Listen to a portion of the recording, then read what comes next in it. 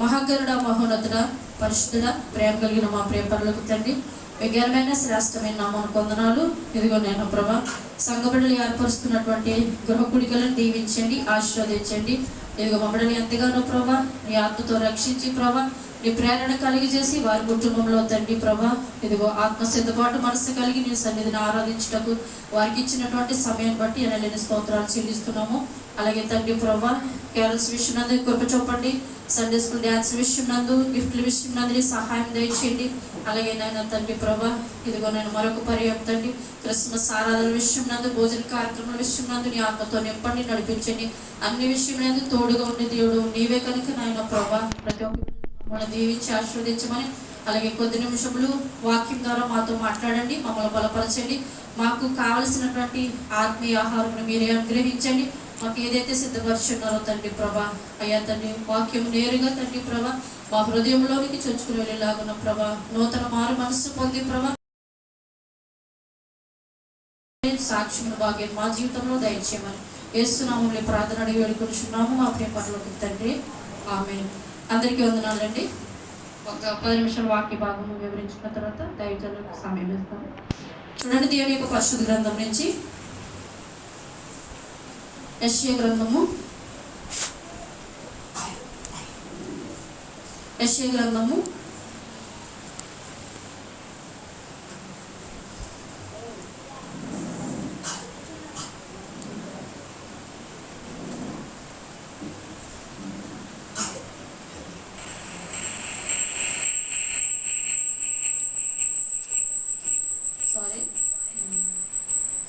దేవుని యొక్క పరిశుద్ధ గ్రంథంలో యెషయా గ్రంథంలో ఉంటుంది. దేవుని యొక్క మాట ఏంటంటే, యెహోవా మీకు దొరుకు కాలమునందు వెతుకుడి, ఆయన సమీపముగా ఉన్నప్పుడు మనము ఆయనను వెతకాలండి. ప్రియమైన దేవుని బిడ్డలారా, దేవుని యొక్క లేఖనము సెలవిస్తాం. ఈరోజు మన అంశం ఏంటంటే, యెహోవా దొరుకు కాలమునందు మనము ఆయనను వెతకాలి. కాబట్టి ప్రియమైన దేవుని బిడ్డలారా, దేవుడు వెతుకు కాలమున మనము దేవుడు దొరుకు కాలమున మనము ఆయనను వెతకకపోతే మనము చివరికి రానున్న దినాలలో దేవుడిని వెతకాలన్నా దేవుడు మనకి దొరకడు. ఒకవేళ బోధకుల ద్వారా వాక్యము వినాలన్నా చెప్పడానికి బోధకులు ఉండరు. ఒకవేళ ఆత్మీయులు ఎవరైనా మరి వాక్యం బోధిస్తారు, ప్రార్థన చేస్తారంటే ఏ ఒక్కరు కూడా ప్రార్థన చేయడానికి ఉండరండి. దేవుడు వచ్చేటప్పటికి ప్రతి ఒక్కరు కూడా ఆత్మ సిద్ధపాటు మనస్సు కలిగి ఆయనను వెతుకుగారుగా మనం లేకపోతే, ఆయన రాకడలో ఎంతపడకపోతే మనము ఎన్నో కష్టాలు అనుభవించవలసి వస్తుంది. ప్రియమైన దేవుని బిడ్డలారా, ఇప్పుడైతే మనకి బోధకులు అందుబాటులో ఉన్నారు. ఏదైనా ప్రార్థన చేయడానికి వాక్యం చెప్పడానికి బోధకులు సమీపంగా ఉన్నారు. కొంతకాలానికి వినాలన్నా వాక్యం ఏ ఒక్కరికి కూడా దొరకదు. కాబట్టి ప్రియమైన దేవుని బిడ్డలారా, దేవుని యొక్క సెలవిస్తుంది, యెహోవా దొరుకు కాలం ఆయనను వెతకాలంట. ఇంకను నిర్లక్ష్యంగా ఉన్నట్లయితే, వాక్యము వినలేని వారుగా ఉన్నట్లయితే, దేవుడిని వెంబడించలేని వారుగా ఉన్నట్లయితే చివరికి మనము దేవుడితో ఉండలేము. కానీ నిత్య నరకాగ్ని మన జీవితంలో తప్పదు. కాబట్టి ప్రియమైన దేవుని బిడ్డలారా, లూకా సువార్త మరి 2వ అధ్యాయం 11లో ఏమిటంట, దావీదు పట్టణం నందు నేడు రక్షకుడు మీ కొరకు పుట్టి ఉన్నాడు, ఈయన ప్రభువైన క్రీస్తు. ప్రియమైన దేవుని బిడ్డలారా, దావీదు పట్టణంలో రక్షకుడు పుట్టి ఉన్నాడంటే గొల్లలు అంగీకరించారు, జ్ఞానులు అంగీకరించారు, మరియా అంగీకరించారు. ఒకానొక దినమున మరియా తను పరిశుద్ధ కన్యక, ఏ ఒక్కరి చేత కూడా వేలు పెట్టి చూపించుకోలేనటువంటి చక్కటి కన్యక, చక్కటి బిడ్డ, చక్కటి స్త్రీ. అటువంటి బిడ్డకి తను ఉన్నటువంటి పరిస్థితిలో, తను ఆత్మీయతలో మరి ప్రార్థనలో ఎదుగుతున్న సమయంలో దేవుని యొక్క దూత వచ్చి మరి సెలవిస్తుందంట, ఇదిగో నువ్వు కన్యకు గర్భము ధరించి ఒక కుమారుని పొందవంటే వెంటనే ఆమె దేవుడు తన యొద్దకు రాగానే ఆమె దేవుడిని వెతికిందంట. హల్లెలూయా. ఎప్పుడైతే దేవుడి యొక్క మరి దూత మరియ దగ్గరికి వచ్చినప్పుడు ఆమె మరో మాట్లాడకుండా దేవుడు తన గర్భం, కానీ తన డౌట్ అడిగింది, నేను కన్యకులు కదా, ఇది ఎలాగ జరిగినట్టు, ఇది పరిశుద్ధాత్మ ద్వారా ఈ క్రియ జరుగుతుందంటే అప్పుడు దేవుడు నేను వెంటనే పొందుకోవాలని ఆమె దేవుడిని వెతికింది. చక్కటి గర్భఫలమును ఆమె పొందుకుంది. ప్రియమైన దేవుని బిడ్డలారా, అలాగే జ్ఞానులు కూడా మరి దేవుడు ఇలాగ పుట్టి ఉన్నాడు తారదారి చెప్పుగా వాళ్ళు వెళ్ళారు. 2 సంవత్సరాలు అయింది. వెంటనే వారు ఏం చేశారంట, ఆయనకు నమస్కారం చేసి బంగారము సాంబ్రాణి బోళములు అర్పించి ఆయనను పూజించుచూ వచ్చిరని దేవుని యొక్క లేఖనం సెలవిస్తుంది. జ్ఞానులు దేవుడను వెతికే బిడ్డలుగా ఉన్నారు. హల్లెలూయా. దేవుడు చెప్తున్నాడు, దేవుడు దొరుకు కాలంలో మనం అందరూ కూడా వెతకాలంట. దేవుడు వచ్చినప్పుడు వెతకకపోతే ఇంకా దేవుడు రాలేనప్పుడు మనం ఏం పూజిస్తామండి? వాక్యం సమీపంగా ఉన్నప్పుడు మీరు వాక్యం వినలేకపోతే, దేవుని మందిరంలో వాక్యం చెప్పలేకపోయినప్పుడు ఎవరు వాక్యం వింటారు? ఏమింటారు మీరు? అవునండి ప్రియమైన దేవుని బిడ్డలారా. అలాగే గొల్లలు వచ్చి దూత చెప్తుంది, దావీదు పట్టణంతో నేడు రక్షకుడు మీ కొరకు పుట్టి ఉన్నాడు కాబట్టి మీరు వెళ్ళండి అంటే వారు మందలను విడిచిపెట్టి దేవుడును వెతికే బిడ్డలుగా ఉన్నారు. కాబట్టి ప్రియమైన దేవుని బిడ్డలారా, ఎవరైతే దేవుడిని వెతుకుతారో వారిని దేవుడు ఆశీర్వదిస్తాడు, దీవిస్తాడు. ఏ కష్టము ఉండదు, నష్టం ఉండదు. ఇటువంటి పాతాళ ఉగ్రతను కూడా వారి జీవితంలో పొందుకోలేరు. గొల్లలు వెంబడించారు, విన్న వాటిని బట్టి కన్న వాటిని బట్టి వారు దేవుడును స్తుతించుకుంటూ మహిమపరుచుకుంటూ వెళ్ళారంట. జ్ఞానులు వెతికారు, మరియ వెతికింది. ప్రియమైన దేవుని బిడ్డలారా, అలాగే మరి గొల్లలు కూడా దేవుని వెతికారు. కాబట్టి మన జీవితంలో కూడా ఆయనను వెతుకు బిడ్డలుగా మనం ఉన్నట్లయితే దేవుడి యొక్క మరి రాజ్యంలో మనం నిలబడతాం. మన కుటుంబ సమేతంగా మనం అందరం కూడా ఆయన చిత్తాన్ని బట్టి మనం జీవించబడలుగా పరిగణింపబడతాం. కాబట్టి మరి దేవుని యొక్క పరిశుద్ధ గ్రంథంలో కొంతమందిని దేవుని వెతికి బిడ్డలుగా ఉన్నవారిని, దేవుడు వెతకలేని బిడ్డలుగా ఉన్నవారిని మనం చూద్దాము. మత్తయి సువార్త 26వ అధ్యాయము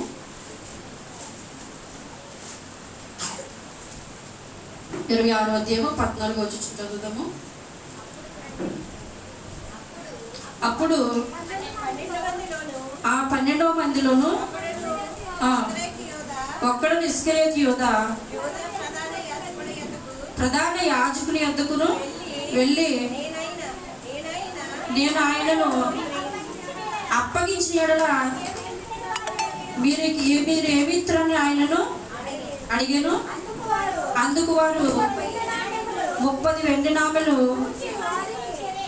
చాలండి. ప్రియమైన దేవుని బిడ్డలారా, మరి దేవుని యొక్క లేఖనం సెలవిస్తుంది ఏమనంటే, ఇస్కరియోతు యూదా 12 మందిలో ఒకడు. అయితే తను ఏం చేసి ఉన్నాడంటండి, మరి ప్రధాన యాజకుల యొద్దకు వెళ్ళి మరి అనేకులైన అన్న కైపల దగ్గరికి వెళ్ళి, నేను ఆయనను మీకు అప్పగించిన మీరు నాకు ఏమి ఇస్తారు? ప్రియమైన దేవుని బిడ్డలారా, యోధాకి దేవుడు సమీపంగానే ఉన్నాడు. ఒక్కనాటికి కూడా దేవుడును వెతకుబడిగా యోధా లేడు.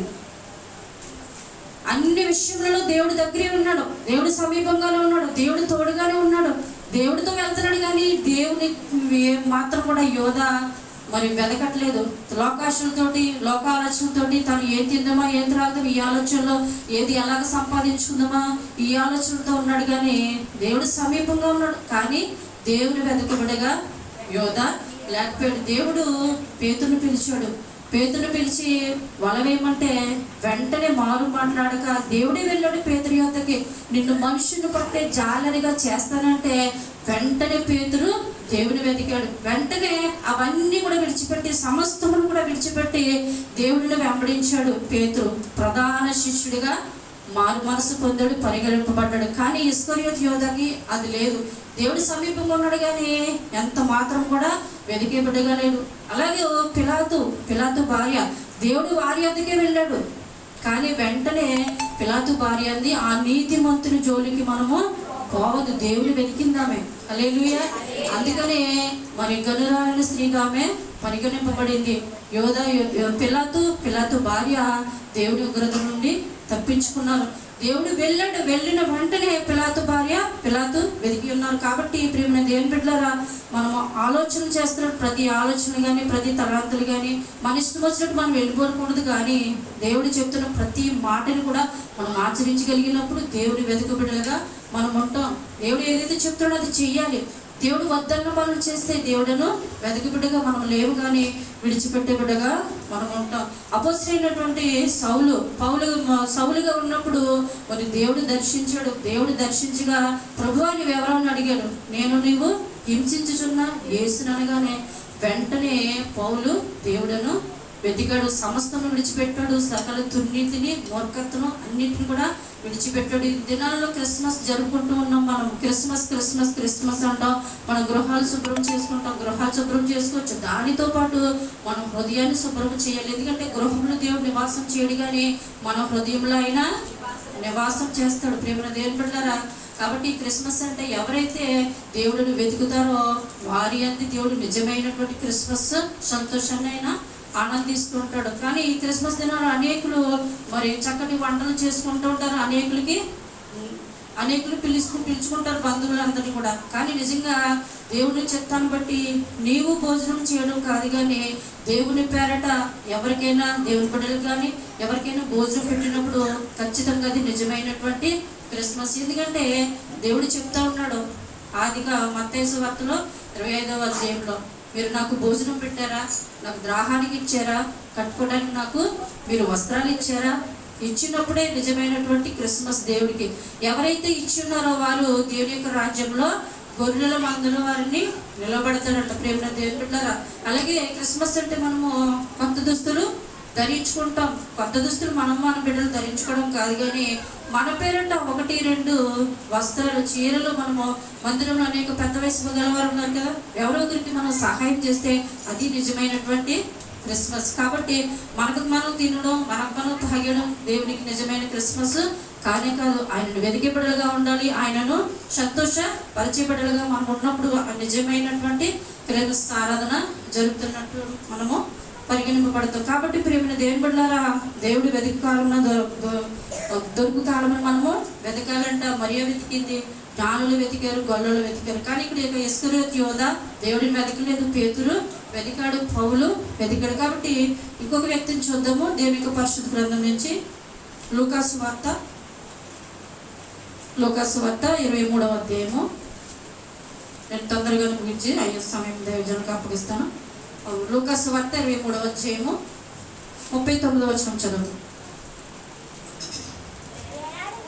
వేలాడబడిన నేరస్తులలో ఒకడు ఆయనను దూషించుచు, నీవు క్రీస్తు కదా, నీవు రక్షించుకున్నాము, మమ్మను కూడా రక్షించమని చెప్పాను. అయితే రెండవ వాడు వాడిని గద్దించి, నీవు అదే శిక్షా విధిలో ఉన్నావు కనుక దేవునికి భయపడవా? మనకైతే ఇది న్యాయమే, మనము చేసిన వాటికి తగిన ఫలము పొందుచున్నాము, కానీ ఈయన ఏ తప్పిదము చేయలేదని చెప్పాను. ప్రేమైన దేవుని బిడ్డలారా, ఇక్కడ సిలువలో 2 దొంగలు సిలువ వేయబడ్డారు. అయితే ఆ స్థలంలోకి ఎవరు వెళ్ళారంట? వారితో పాటు మధ్యలో ఎవరికి సిలువ వేశారండి? దేవుడికి, ప్రభు యేసుక్రీస్తు వారికి సిలువ వేశారు. నిజానికి చెప్పాలంటే ఆ 2 దొంగల మధ్యకి దేవుడు వెళ్ళాడు. కానీ 2 కూడా మరి ఒక్కడైతే దేవుడిని వెతుకుబిడ్డగా ఉన్నాడు, ఒకడైతే దేవుడును వెతకలేదు. ఆయన అంటున్నాడు, ఒక దొంగ అంటున్నాడు, నిన్ను నీవు రక్షించుకోవచ్చు కదా, నువ్వు యేసు కదా, మమ్మల్ని కూడా నువ్వు రక్షించవచ్చు కదా. చూసారండి, దేవుడు దగ్గరికి వెళ్ళినప్పుడు వెతకలేకపోయాడు. కానీ రెండవ దొంగ అయితే అంటున్నాడు, యేసు నీ రాజ్యంలోకి వచ్చినప్పుడు నన్ను వెతికాడు. ప్రేమైన దేవుని పిల్లలు వెతికేటువంటి ఇది మనకుంటే ఖచ్చితంగా దేవుని చిత్తాన్ని బట్టి జీవించబడేలాగా మనం ఉంటే దేవుని యొక్క రాజ్యంలో మనం అర్హులుగా నిలబడతాం. దేవుడు సమరయ స్త్రీ దగ్గరికి వెళ్ళాడు. ఒకానొక దినమున నీళ్లు చేదుకుంటుంది ఆమె. వెళ్ళి మరి ఆమెతో చెప్పాడు, నువ్వు చేసినవన్నీ కూడా చెప్పినప్పుడు ఆమె వెంటనే దేవుడును అంగీకరించింది, సకల దుర్నీతిని విడిచిపెట్టింది. ఆమె పూర్ణ హృదయంతో ఆయనను వెతికింది. గొప్ప సువార్తికి రాలిగా, గొప్ప ప్రవక్తగా దేవుని యొక్క రాజ్యంలో పరిగణింపబడింది. ప్రియమైన దేవుని బిడ్డలారా, ఆమె మారడమే కాదు, ఆ ఊరి వారందరినీ కూడా దేవుడును వెతికేలాగా ఆమె మార్చుకుంది. రాహాబు కూడా ఎప్పుడైతే 2 దూతలను దేవుడు పంపించున్నాడు యెహోషువ, వెంటనే ఆ దూతలను చేర్చుకుంది, దేవుడిని వెతుకుబడిగా ఉంది. కాబట్టి జీవ గ్రంథంలో ఆమె పేరు పనిగరపబడింది, కొనియాడబడిన స్త్రీగా. ప్రేమని దేవుని పిల్లలు ఇక్కడ సిలువలో ఉన్నటువంటి 2 దొంగలకు దేవుని దగ్గరికి వెళ్ళాడు. కానీ వారి మూర్ఖతతో ఒక దొంగ అయితే ఆయనను వెతకలేదు, మరో దొంగ అయితే వెతికి ఉన్నాడు, పరలోక రాజ్యంలో అర్హుడిగా నిలబడి ఉన్నాడు. కాబట్టి ఇంకొక మాట చూద్దాం, చూడండి దేవుని యొక్క పరిశుద్ధ గ్రంథం నుంచి. మార్కు సువార్త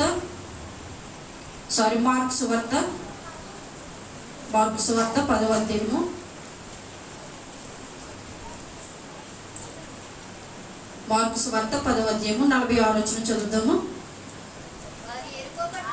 వారు యెరికో పట్టణంలోను వచ్చిరి. ఆయన తన శిష్యులతోనూ బహుజన సమూహముతోనూ ఎరికో నుండి బయలుదేరి వచ్చుచుండగా తిమ్మయి కుమారుడు భర్తిమయ్యను గుడ్డి భిక్షకుడు త్రోవ ప్రక్కన కూర్చుండెను.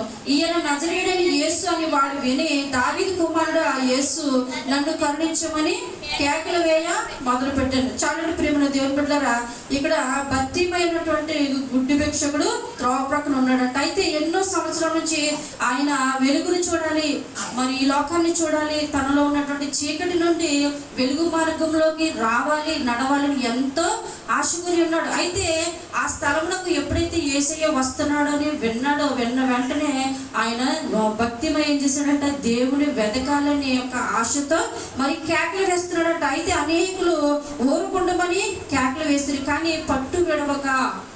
చూసారండి, మరలా దావీదు కుమారుడు యేసు, నన్ను కరుణించమని మరీ బిగ్గరగా గట్టిగా కేకలు వేసాను. అయితే మరి ఆ ఒక్క కేకలకి దేవుడు వెంటనే నిలిచిపోయాడని వాక్యం ఉంది చూడండి. అప్పుడు యేసు నిలిచి వాణిని పిలువుడని చెప్పగా వారు గుడ్డి వాణిని పిలిచి, ధైర్యము తెచ్చుకొనుము, ఆయన నిన్ను పిలుచుచున్నాడని లెమ్మని వానితో చెప్పాను. చూసారండి, అప్పటి వరకు తిట్టిన జన సమూహము ఎప్పుడైతే యేసయ్య ఆయనను మరి పిలిచాడో వెంటనే అంటున్నారు, ధైర్యము తెచ్చుకో, ఆయన నిన్ను పిలుచుచున్నాడు. ప్రేమను దేవుని బిడ్డలారా, భక్తిమైన అనేకులు తిట్టినా కానీ చేదరించుకున్నా కానీ తన పట్టు విడవక దేవుడిని వెతకాలి, దేవునితో నేను ఉండాలి, దేవుని యొక్క మార్గంలోనూ నేను నడవాలన్న ఉద్దేశంతో కన్నులు తెచ్చుకొని దేవుడు ఇచ్చిన స్వస్థతను బట్టి వెంటనే యేసయ్యను వెంబడించు బిడ్డలుగా ఉన్నాం. ప్రియమైన దేవుని బిడ్డలారా, మనకు ఆపదలు వస్తే యేసయ్య దేవా దేవాన్ని మొక్కుతాం, కానీ ఆపదలు తీరిన తర్వాత మనము మన దారి మందే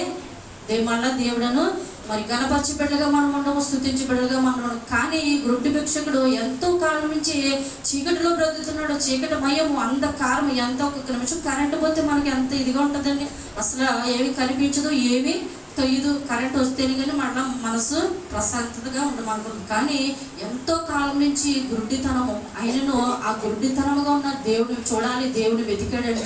వెంటనే ఎన్నో కేకలేస్తూ మరీ బిగ్గరగా కేకలేస్తూ అనేకులు తిట్టినా దూషించిన కానీ పట్టు విడవక మరి దేవుడిని వెతకు బిడ్డగా ఆ కుమారుడు ఉన్నాడు. వెతికాడు కాబట్టి గొప్ప స్వస్థతను వెంటనే దేవుడు నిలిచిపోయాడండి.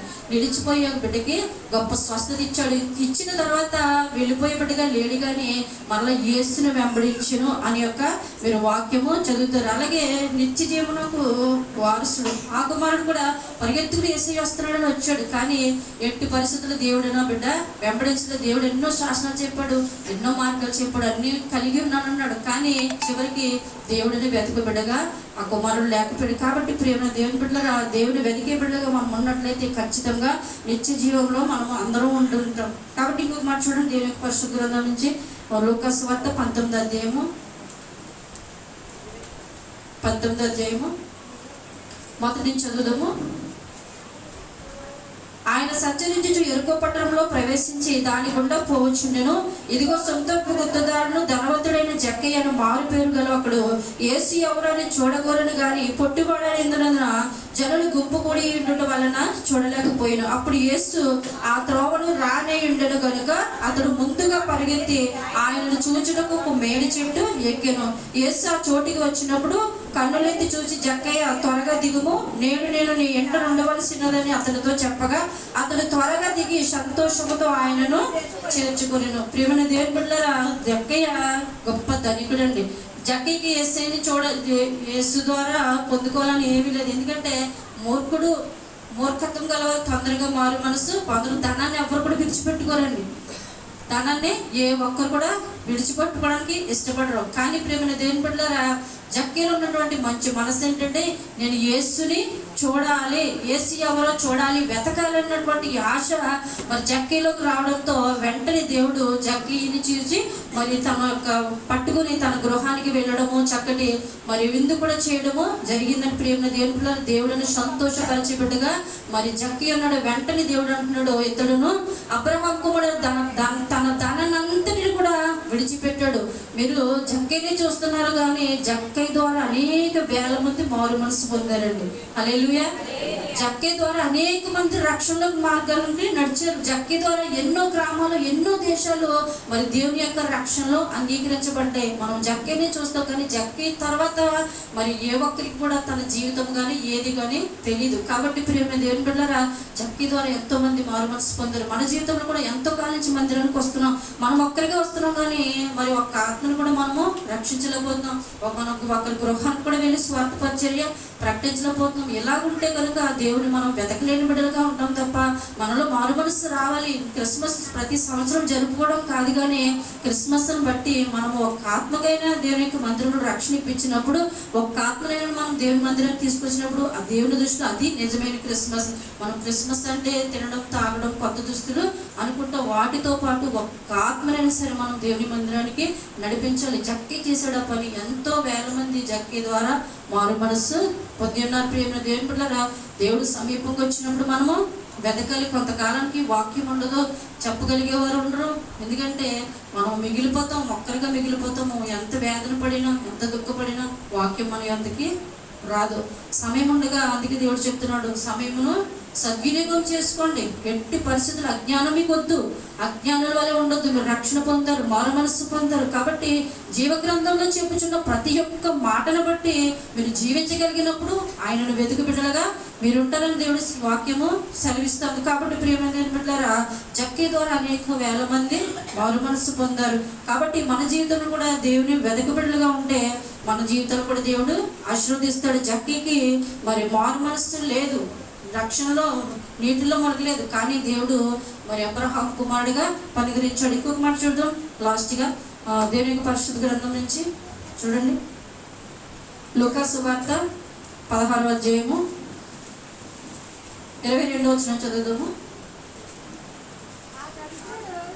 ధనవంతుడొకడు అతడు ఓదారంగు బట్టలను, సన్నపు నారవస్త్రములను ధరించుకొని ప్రతిదినము బహుగా సుఖపడుచుండువాడు. లాజరును ఒక దరిద్రుడినను, వాడు కురుపులతో నిండిన వాడే ధనవంతుని ఎంట వాకిట పడి ఉండి తన బల్ల మీద ఉండే రొట్టెలను తినుచు ఉండేవాడు. ప్రేమను దేవుని బిడ్డలారా, మరి ధనవంతుడు ఉన్నాడు, లాజరు ఉన్నాడు. ధనవంతుడు దేవుడిని వెతకలేదు, తనకు తాను తింటున్నాడు, సుఖపడుతున్నాడు, ఏదన్నా కావాలంటే చేసుకుంటున్నాడు.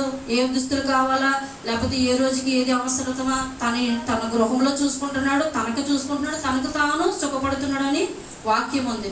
కానీ ధనవంతుడు దేవుని మీద ఆధారపడలేదు, కానీ లాజరు మాత్రము దేవుడిని మీద ఆధారపడ్డాడు. తనకు తినడానికి తిండి లేదు, త్రాగడానికి ఆహారం లేదు, ఏమీ లేదు. అయినను కానీ దేవుడిని మాత్రం లాజరు అంత మాత్రం కూడా ఇవ్వడం. మన జీవితంలో దేవుడు మేలు చేస్తే దేవుని స్తుతిస్తాం, దేవుడు ఏదన్నా అద్భుతాలు చేస్తే దేవుడిని అంగీకరిస్తాం, దేవుడు కనపరుస్తాం. కానీ దేవుడు ఏదన్నా ఆలస్యమైనప్పటికీ, లేకపోతే ఏది చేయలేకపోతే, ఒకవేళ దేవుడి చిత్తం లేక చేయలేదేమో, కానీ అలాగ అనుకోం. కానీ దేవుడు మా జీవితంలో ఏది చేయట్లేదు, అనేకులు చేస్తున్నారు, వాళ్ళకి చేస్తున్నారు, వీళ్ళకి చేస్తున్నారు.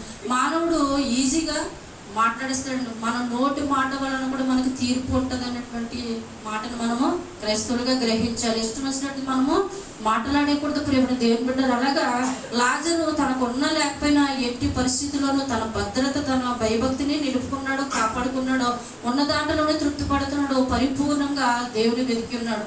కాబట్టి ఈ యొక్క ధనికుడు దేవుడును వెతకలేదు. ఒకానొక దినమున ఆ ఇరువురికి మరణం వచ్చిందంట. అయితే 22వ వచనము, ఆ దరిద్రుడు చనిపోయి దేవదూతల చేత అబ్రహాము రొమ్మున ఆనుకొనుటకు కొనిపోవడును. ధనవంతుడు కూడా చనిపోయి పాతి పెట్టబడును. అప్పుడు పాతాళంలో బాధపడుచు కన్నులెత్తి దూరం నుండి అబ్రహామును అతని రొమ్మున ఆనుకొని ఉన్న లాజరును చూచి, తండ్రివైన అబ్రహామా, నా యందు కనికరపడి తన వేణుకొనను నీళ్లను ముంచి నా నాలుకను చల్లార్చుటకు లాజరును పంపుము. నేను ఈ అగ్ని జ్వాలలో యాత్ర పడుచున్నానని కేకలు వేసి చెప్పాను. అందుకు అబ్రహాం కుమారుడా, నీవు జీవిత కాలం అంతా నీకు ఇష్టమైనట్టు సుఖమును అనుభవించితివి, అలాగనే లాజరును కష్టము అనుభవించినని జ్ఞాపకము చేసుకును. ఏంటంటే నీ జీవిత కాలం అంతా కూడా నీవు సుఖమే అనుభవించావు, కష్టాలను అనుభవించడానికి నువ్వు ఒప్పుకోలేదు. క్రైస్తవులు కష్టాలు వస్తే చాలా బాధపడి వేదనండి, దుఃఖమండి. ప్రేమ దేవుని బిడ్డలారా, యోబు అలాగనుకోలేదు. తనకు కష్టం వచ్చింది, అయినప్పటికీ ఎట్టి పరిస్థితుల్లో దేవుడిని వెదకబిడ్డగానే ఉన్నాడు తప్ప ఒక్క మారైనను దేవుడును దూషించలేదు. మొదటి పర్యాయం దేవుడు మాట్లాడాడు. సాతాను ఇరువురు మాట్లాడుకున్నారు. మొదటి పర్యాయము దేవుడు యోబుని శోధించాడు. గొర్రెలు పోయి, గొడ్లు పోయి, అన్ని పోయి, బిడ్డలు పోయారు, ఆస్తి అంతస్తు అంతా పోయింది.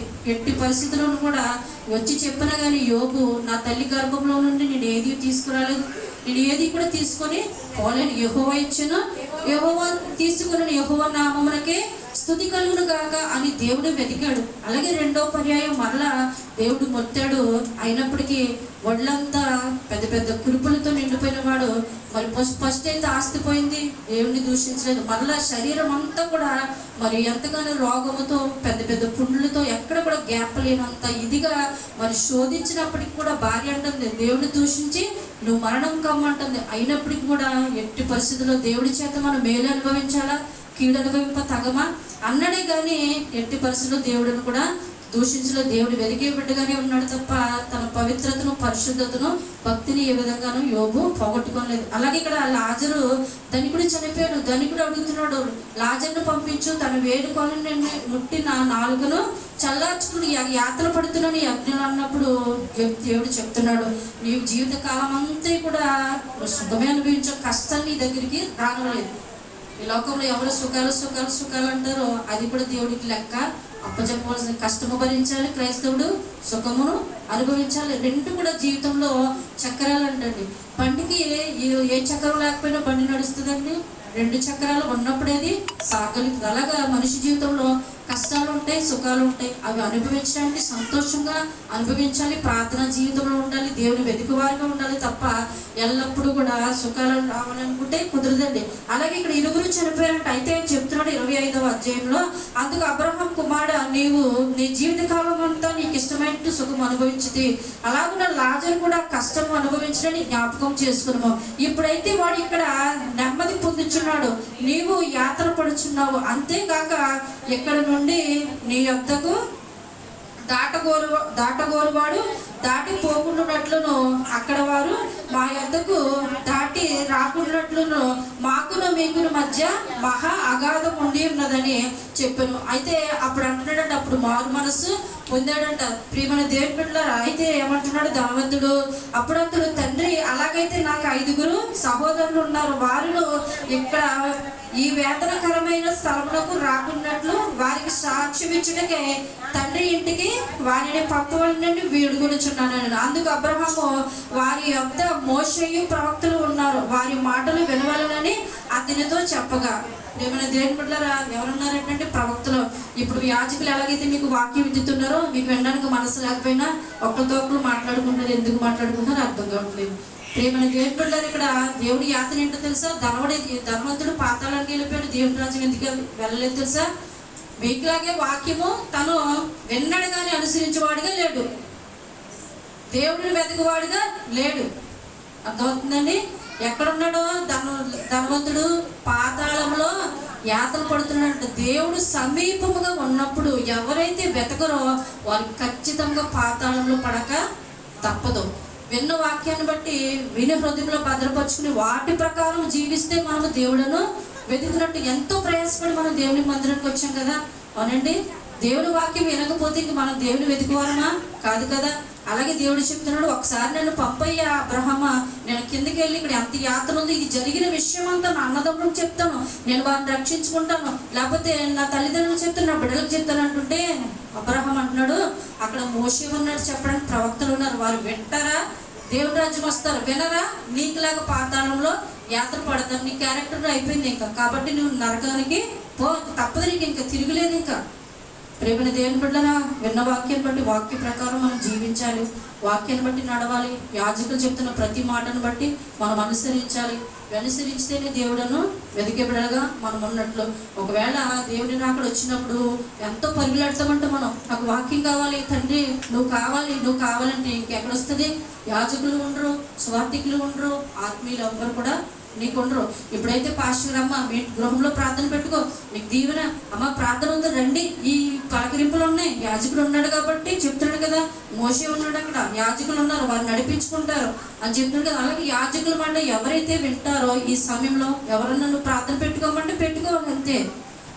అవునండి, మనం ప్రార్థన ఉంది రా అంటే టక్కన రావాలి అంతే తప్ప యాజకుడి మాట వినకపోతే ఖచ్చితంగా ధనవంతుడు ఏ విధంగా నరకయాత్ర అనుభవిస్తున్నాడో మనం కూడా అలాగా అనుభవించక తప్పదు. వినడానికి వాక్యం ఉండదు. మరీ మరీ చెప్తున్నాను నేను, దేవుడిని ఇప్పుడు మీరు వెతకకపోతే, దేవుడిని వెతకకపోతే వినటానికి మీకు వాక్యం అనేదే ఉండదు. వాక్యము చదవడానికి ఉండదు, బోధకులు వినడానికి ఎంత మాత్రం కూడా మీకు చెప్పడానికి కూడా ఉండదు. సమయం ఉండగా సద్వినియోగం చేసుకుందాం. దేవుని వెతికి బిడ్డలుగా మనం ఉందాము. ప్రేమన దేవుని బిడ్డరా, అనేకులు దేవుని వెతికి ఉన్నారు. జీవ గ్రంథంలో ప్రవక్తలు, భక్తులు అందరూ కూడా దేవుని యొక్క రాజ్యంలో ఉండి ఉన్నారు. వినలేని వారందరూ కూడా యోధ ఎక్కడికి వెళ్ళిపోయాడు, దేవుని వెతుకు, దేవుడు సమీపంగా ఉన్నాడు కానీ దేవుడను వెతకలేదు, నరకం వెళ్ళిపోయాడు. అలాగే సిలువలో దొంగ, ఒక దొంగ అయితే మారు మనసు పొందాడు, దేవుని వెతికాడు, పరలోకం వెళ్ళాడు. ఒక దొంగ అయితే నరకానికి వెళ్ళిపోయాడు. అలాగే ధనికుడు లాజరు చనిపోయారు, లాజరు దేవుని వెతికాడు, పరలోకంలో ఉన్నాడు. ధనికుడు దేవుని వెతకలేదు, నరకంలో యాతన పడుతున్నాడు. జక్కయ్య దేవుని వెతికాడు, దేవుని యొక్క రాజ్యమును పొందుకున్నాడు. మనము కూడా ఈ దినాన మరి దేవుని వెతక బిడ్డలుగా ఉంటే ఖచ్చితంగా దైవాశీర్వాదములు మన జీవితంలో, మన బిడ్డల జీవితంలో కలుగును గాక. మా గురించి ప్రార్థన చేద్దాము. మహాకరుణ, మహోన్నతుడ, పరిశుద్ధుడ, ప్రేమ కలిగిన మా ప్రియ పరలోక తండ్రి, మీ ఘనమైన శ్రేష్టమైన నామానికి వందనాలు. ఇదిగో ప్రభా, మరియ తండ్రి ప్రభా, పరిశుద్ధ కన్యకలైన అయినప్పటికీ తండ్రి ప్రభా, నిన్ను తన గర్భంలో మోయటకు నిన్ను ప్రభా వెతికింది నాయన తండ్రి. ఎన్నో భారం మోస్తుంది ప్రభా, ఎన్నో అవమానాలు భరించింది నిన్ను వెతుకుట కొరకు ప్రభా. ఎన్నో తండ్రి ప్రభా, ఇదిగో నేను అపనిందలు మోస్తున్నది ప్రభా. మేము ఏ అపనిందలు ప్రభా మేము మోయట్లేదు నాయన ప్రభా. అయినను నిన్ను వెతకబిడ్డలుగా మేము లేకపోతున్నాం తండ్రి ప్రభా. అయ్యా తండ్రి మమ్మల్ని క్షమించండి, మన్నించండి ప్రభా. మరియాకి ఇచ్చినటువంటి ప్రభా సహనాన్ని బట్టి వందనాలు ప్రభా. ఆ కుమార్తెకి ఇచ్చినటువంటి నాయన ప్రభా యథార్థతను బట్టి వందనాలు ప్రభా. మేమును ప్రభా అనేకుల పట్ల భారం మోసే బిడ్డలుగా ఉండేటట్టు సహాయం దయచేయండి ప్రభా. ఇదిగో జ్ఞానులైతే బంగారమును, బోళమును, సామ్రాణిని ప్రభా నీ కొరకు అర్పించిన 2 సంవత్సరములు కాలి నడకతో నేను వెతుకుతున్నాను నాయన తండ్రి ప్రభా. వెతికి ప్రభా ఇదిగో సాగిలపడి పూజించి నమస్కరించి నాయన నిన్ను మొక్కి ఉన్నారు ప్రభా. అయ్యా వారందరూ జీవ గ్రంథంలో పేర్లు పొంది ఉన్నారు తండ్రి ప్రభా. అనేకులు ఈ దినాలలో జ్ఞానుల గురించి ప్రభా, మరియను గురించి ప్రభా ఇదిగో జ్ఞాపకం చేసుకోవాలని రోజు ఉండదు నాయన ప్రభా. ఇదిగో నేను గొల్లలైతే ప్రభా వారి మందలను విడిచిపెట్టి నీవు దర్శించగా ప్రభా ఇదిగో దావీదు పట్టణంలో రక్షకుడు పుట్టి ఉన్నాడనగా ప్రభా వెళ్ళి ప్రభా సాగిలపడి నమస్కరించి ఉన్నారు తండ్రి ప్రభా. విన్న వాటిని, కన్న వాటిని బట్టి ప్రభా అయ్యా నిన్ను మహిమపరచుచు ఇంటికి తిరిగి వెళ్ళి ఉన్నారని ప్రభా. అనేకులకు సాక్ష్యం చెప్పి స్వార్థ పరిచర్యను ప్రకటించున్నారు, నిన్ను వెతికి ఉన్నారు ప్రభా. అటు జీవితంలో మేము పొందుకోను కాకని ప్రార్థన చేస్తాం. మమ్మల్ని మా బిడ్డలందరినీ దీవించండి, ఆశీర్వదించండి. ఈ చివరి దినాలు, అంత్యకాలమైన దినములు, అపాయకరమైన దినములు ప్రభా మేము ఉండి ఉన్నాము తండ్రి. కృపాకాలంలో మేము ఉన్నాము తండ్రి ప్రభా. ఇదిగోనైనా అయ్యా నిన్ను వెతికి బిడ్డలుగా మేము లేకపోతే నిచ్చి నరకాగ్ని తండ్రి మేము పొందుకోగలుగుతాం ప్రభా.